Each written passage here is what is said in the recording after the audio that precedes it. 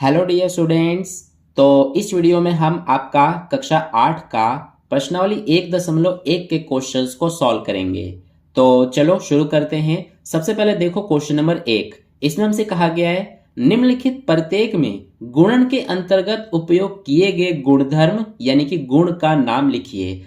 तो इस first question में हमें टोटल ये 3 पार्ट्स दिए गए हैं। तो चलिए इनको अब हम सॉल्व करते हैं। देखिए जो तीनों पार्ट्स दिए गए हैं वो मैंने यहां पर लिख लिया है। अब फर्स्ट क्वेश्चन में हमें ये दिया गया है। सबसे पहले है -4/5 गुणा में 1 यानी कि -4/5 का 1 से गुणा हो रहा है और फिर यहां पर 1 का गुणा हो रहा है -4/5 से। ठीक है, तो इस दोनों को देखिए, ये वाला जो है हमारा और ये वाला, दोनों में जो नंबर है वो तो बिल्कुल सेम है। -4/5 और 1 इसमें भी है और -4/5 और 1 इसमें भी है। बस फर्क क्या है, डिफरेंट क्या है दोनों में, कि इसमें -4/5 पहले है और इसमें बाद में है। अब सबसे पहले हम इसको लेते हैं, यानी कि जो हमारा -4/5 गुणा में 1 है, इसको ले करके और मैं आपको सॉल्व करके दिखा रहा हूं क्या आएगा। तो कैसे सॉल्व करेंगे इसे हम, -4 का सबसे पहले 1 में गुणा तो -4 आ जाएगा। नीचे क्योंकि 5 है तो इसको हम एज इट इज उतार देंगे तो -4/5 आ गया। अब ऐसे ही इसको सॉल्व कर लेते हैं। तो ये हमारा है 1 गुणा में -4/5। तो 1 का -4 में सबसे पहले गुणा होगा तो -4 आएगा और नीचे 5 है तो 5 उतार देंगे।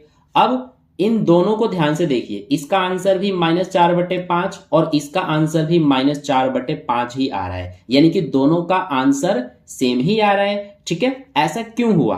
क्योंकि इसमें भी हमारा 1 है और इसमें भी 1 है, यानी दोनों में 1 आ रहा है, यानी कि दोनों में 1 जो है वो हमारा कॉमन है, उभयनिष्ठ है, यानी कि एक जैसा है। तो इसीलिए हम ये कह सकते हैं कि 1 हमारा क्या है, गुणात्मक तत्समक है। तो इसीलिए हम यहां पर लिखेंगे कि 1 गुणात्मक तत्समक है। ठीक है, तो ये जो है यही हमारा आंसर हो जाएगा। हमसे क्वेश्चन में बस यही पूछा गया था कि गुणधर्म का नाम बताइए, तो हमारा यही वो गुणधर्म है जो कि इसमें हमारा लग रहा है।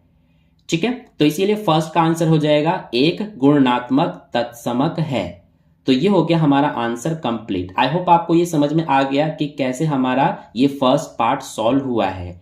ठीक है, अब देखिए सेकंड पार्ट पर चलते हैं। ये हमें सेकंड पार्ट में दिया गया है क्वेश्चन। इसमें क्या है कि -13/17 का गुणा हो रहा है -2/7 से, और यहां पर भी देखिए बराबर के इधर ये वाला और बराबर के इधर ये वाला, दोनों में जो नंबर है वो हमारा सेम है। इसमें भी -13/17 है, इसमें भी है, इसमें भी -2/7 है और इसमें भी है। बस इसमें डिफरेंट क्या है, फर्क क्या है कि इसमें -13/17 पहले है और इसमें बाद में है, और इसमें -2/7 बाद में है, इसमें पहले आ गया है। तो देखिए अब जैसे कि यहां पर मैं आपको एक एग्जाम्पल के थ्रू समझाता हूं। जैसे कि हमने यहां पर 3 और 5 इन दोनों का गुणा किया तो ये हमारा 15 आ गया। अब इसमें मैंने 3 पहले लिया है और 5 बाद में। अब लेकिन अगर मैं 5 को पहले और 3 को बाद में ले लूं तो ये हमारा कितना आएगा, 5 या 15, यानी कि अभी भी 15 ही आ रहा है। यानी कि चाहे आप इस तरह से गुणा करो, यानी कि 3 और 5, 3 पहले लेकर और 5 को बाद में लेकर गुणा करो, या फिर 5 को पहले और 3 को बाद में लेकर के गुणा करो, तो आंसर पे कोई फर्क नहीं पड़ेगा, आंसर आपका बिल्कुल सेम ही रहेगा। ठीक है, तो इसमें हमारा सिर्फ क्या हुआ है कि जो नंबर है जो पहले नंबर पे था उसको दूसरे पे हमने यहां कर दिया, और जो दूसरे पे था उसको पहले पर। तो हमने क्या किया है कि क्रम चेंज किया है। तो इसीलिए इसमें हमारा जो गुणधर्म लग रहा है वो क्रम विनिमयता वाला गुणधर्म लग रहा है। तो इसका आंसर हो जाएगा, इसके आंसर में लिखेंगे हम क्रम विनिमयता। ठीक है, तो ये आंसर हो जाएगा हमारा सेकंड पार्ट का, क्रम विनिमयता। इसके बाद चलते हैं थर्ड पार्ट पर। थर्ड पार्ट में देखिए ये हमें क्वेश्चन दिया हुआ है -19/29 गुणा में 29/-19 बराबर में 1 है। अब इसको ध्यान से देखिए, सबसे पहले -19/29 है। ठीक है, तो सबसे पहले माइनस का 19/29 है। अब इसी को ही पलट करके यहां पर लिखा गया है, यानी कि इसी का उल्टा गुणा यहां पर किया गया है। जैसे कि बटे में 29 है, यानी कि नीचे 29 है तो इसको ऊपर लिख दिया गया, ये देखिए, और -19 ऊपर है, इसको नीचे ले लिया गया इस तरह से, और फिर गुणा किया गया है। तो सबसे पहले ये 29 के पहाड़े से एक बार में, और ये एक बार में कट जाएगा, ये माइनस से माइनस कटेगा, और ये 19 के पहाड़े में एक बार में, और ये भी 19 के पहाड़े में एक बार में। तो ये 1 गुणा 1 1 आएगा, नीचे 1 गुणा 1 1 ही आएगा, और 1/1 का मतलब 1 होता है। तो इसीलिए इसका आंसर हमारा क्या आ रहा है, 1 आ रहा है। ठीक है, तो ये जो होता है हमारा, इसको हम बोलते हैं गुणात्मक प्रतिलोम। जैसे कि यहां पर मैंने लिया 4/3। ठीक है, अब ये जो 4/3 है, इसका अगर मैं उल्टा इसी में गुणा करूं तो देखिए क्या आएगा। 4/3 है तो 3 को ऊपर ले लूंगा और 4 को नीचे। अब गुणा करेंगे तो ये हमारा सबसे पहले 3 से एक बार में, और ये एक बार में कटेगा, ये 4 से एक बार में, और ये भी एक बार में। तो 1 1 कम 1, और बटे में 1 1 कम 1, यानी कि 1 हमारा आंसर आएगा। ठीक है, तो इस तरह के जो गुणधर्म होता है उसको हम गुणात्मक प्रतिलोम बोलते हैं। तो इसीलिए इस वाले में, इस क्वेश्चन में हमारा जो गुणधर्म उपयोग किया गया है वो हमारा गुणात्मक प्रतिलोम वाला गुणधर्म उपयोग किया गया है। तो इसीलिए इसके आंसर में हम लिखेंगे गुणात्मक प्रतिलोम। ठीक है, तो ये हमारा आंसर हो जाएगा थर्ड पार्ट का। आई होप आपको समझ में आ गया अच्छे से। अब चलते हैं हम इसके बाद नेक्स्ट क्वेश्चन पर। तो नेक्स्ट क्वेश्चन हमारा है क्वेश्चन नंबर 2। इसमें बोला गया है, बताइए कौन से गुणधर्म की सहायता से आप इसको इसके रूप में अभिकलित करते हैं। ठीक है, यानी कि सबसे पहले देखिए यहां पर हमारा ये क्वेश्चन है और इसी को इस तरह से लिखा गया है, और हमसे पूछा है कि कौन सी गुणधर्म की सहायता से हम इसको इस तरह से, यानी इस रूप में अभिकलन करेंगे। तो चलिए अब इसको हम सॉल्व करते हैं। देखिए इस क्वेश्चन को हम कैसे करेंगे।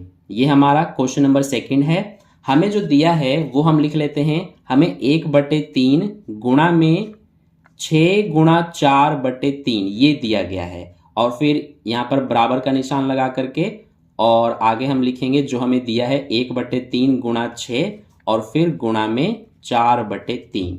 ठीक है, सॉरी ये 4/3 है। तो ये हमें क्वेश्चन दिया गया है। अब देखिए इसमें हमारा कौन सा गुणधर्म लग रहा है। सबसे पहले यहाँ पर क्या हो रहा है, बराबर के इधर वाले को देखिए ध्यान से, सिर्फ इतने को। इसमें सबसे पहले 6 और 4/3 का यहाँ पर गुणा हो रहा है। ठीक है, और इसमें हमारा क्या है, बराबर के इधर इसको देखिए, तो इसमें 1/3 और 6 का सबसे पहले गुणा हो रहा है। ये ब्रैकेट इस पे और इस पे लगा है, यानी कि ये हमारा ब्रैकेट में बंद है ये दोनों, तो सबसे पहले इनका गुणा हो रहा है, और इसमें ये और ये ब्रैकेट में बंद है, तो इसीलिए इसमें इन दोनों का सबसे पहले गुणा हो रहा है। ठीक है, तो देखिए अब मैं आपको सबसे पहले एग्जाम्पल के थ्रू समझाता हूं। जैसे यहां पर मान लीजिए हमारे पास 3 संख्याएं हैं, 2, 3 और 4। अब अगर मैं 2, 3 और 4 को इस तरह से लिया, और मैं अगर आपको गुणा करके दिखाऊं इनका, तो सबसे पहले मैं 3 और 4 का गुणा करूंगा, तो 2 को उतारेंगे, ये गुणा 3 चौक 12। अब 2 और 12 का गुणा करने पर 24 आएगा।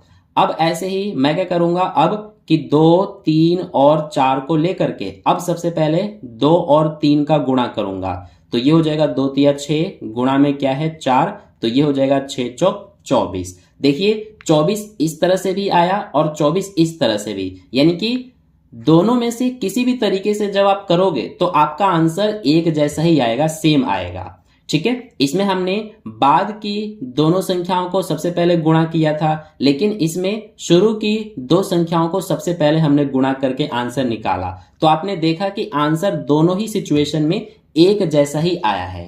ठीक है, तो इसीलिए सेम ऐसे ही इसमें भी हो रहा है। सबसे पहले इसको देखिए ध्यान से, जो नंबर है वो तो सेम है, इसमें भी और इसमें भी एक जैसे ही नंबर है, संख्याएं हैं। ठीक है, तो इसमें बाद की 2 संख्याओं का सबसे पहले गुणा किया जा रहा है, और इसमें शुरू की 2 संख्याओं का सबसे पहले गुणा किया जा रहा है। तो इसीलिए इसमें जो हमारा गुणधर्म लग रहा है वो सहचारिता वाला गुणधर्म लग रहा है।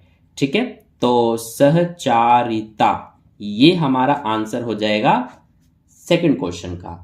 ठीक है, बस इसमें हमसे यही पूछा था कि कौन से गुणधर्म की सहायता से हम इसको इसके रूप में अभिकलन करते हैं। ठीक है, तो इसका आंसर हो जाएगा सहचारिता गुणधर्म से। तो इस तरह से हमने जो हमारा प्रश्नावली 1.1 है उसको कंप्लीट कर लिया। आई होप आपको अच्छे से समझ में आ गया। तो वीडियो को एक लाइक जरूर कर देना, अपने दोस्तों के साथ भी शेयर कर देना, और अगर आपने चैनल को सब्सक्राइब नहीं किया है तो सब्सक्राइब करके बेल आइकन प्रेस कर लेना। तो मिलते हैं अगली वीडियो में।